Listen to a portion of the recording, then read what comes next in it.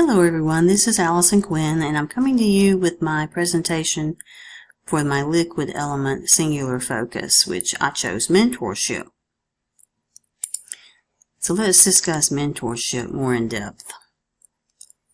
We're going to define it, speak about its application and usage, best practices, advantages, disadvantages, examples of it being used in training and development, and then you can see my resources on the last page. Mentorship enriches learning programs, and it adds a human element that supports deeper understanding and engagement. It allows learners to receive individualized insights and can ask questions in real time and apply knowledge with expert guidance. Mentorship promotes continuous development and can increase retention and success rates within the program. It focuses on long-term professional growth, offers guidance based on the mentor's experience. I thought this was a good graph here to show a visual circle of definitions of mentoring.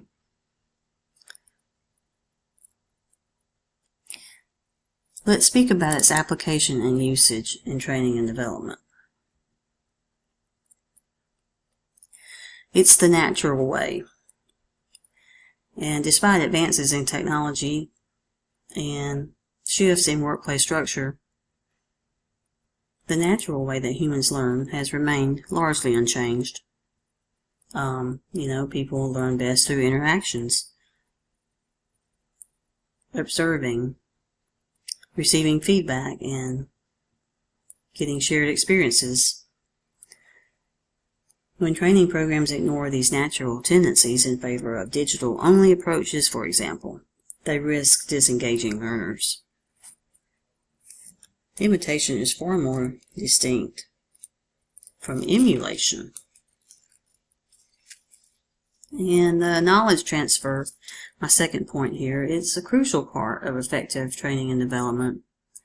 It ensures that valuable skills, insights, and expertise are passed from experienced employees to newer or less experienced team members. It preserves institutional knowledge. It can accelerate learning, and it strengthens organizational capability.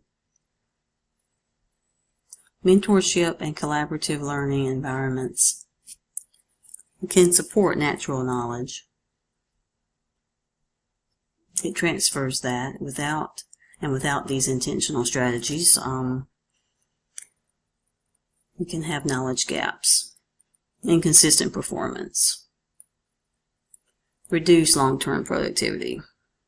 And also the COVID-19 pandemic changed and dramatically reshaped how organizations approach training and development. With the sudden shift to remote work, many companies, moved to the digital self-paced formats out of necessity.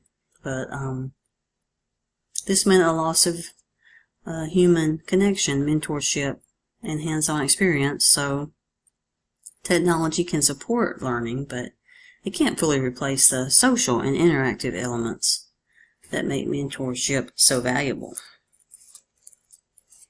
And we can't forget the person-to-person relationships that mentorship promotes. The younger generations, millennials and Gen Z, they are seeking meaning, growth, and community. That person-to-person relationships can be at the heart of meaningful training and development. Relationships between mentors and learners make it easier to ask questions, share experiences, and apply new knowledge in real-world context. It can also support emotional connection and accountability, which can lead to deeper understanding and long-term retention. I thought this quote was very significant. Building strong relationships in training and development isn't just a nice addition, it's a key driver of success. So let's talk about the best practices of mentorship. You need to have clearly defined goals, and this is important to establish the purpose of the mentorship. Both the mentor and mentee need to understand their rules and what they aim to achieve. They need to be matched thoughtfully so that they're compatible with their personalities and their learning goals.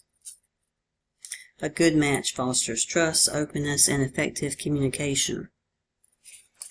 You also want to encourage two-way learning. It's a two-way street being a mentorship. The mentor and mentee can definitely learn from one another. You also want to align organizational goals.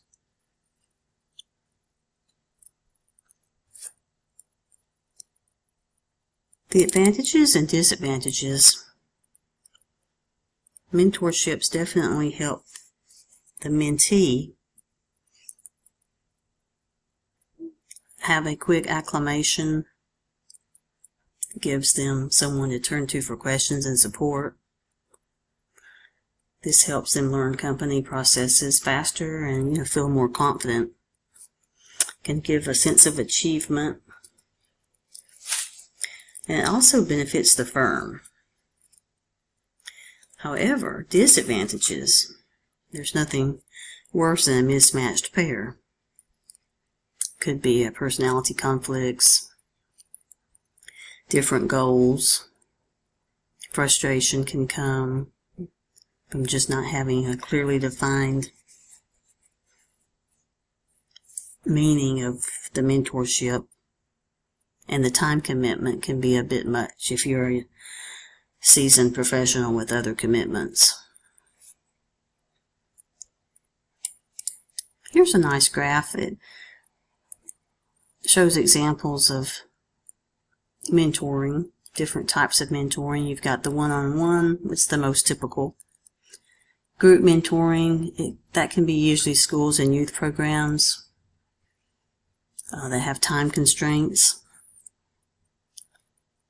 Peer mentoring, it's not a senior professional to a younger professional, it's more of just offering support with your fellow peers.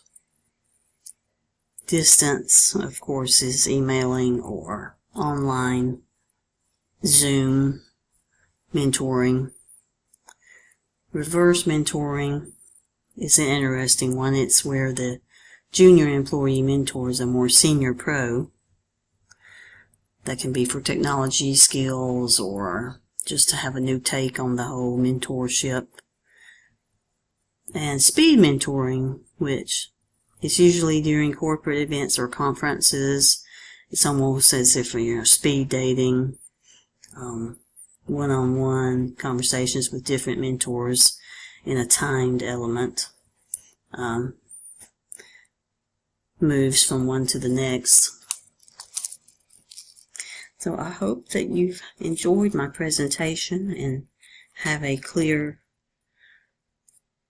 understanding of mentorship's role with training and development.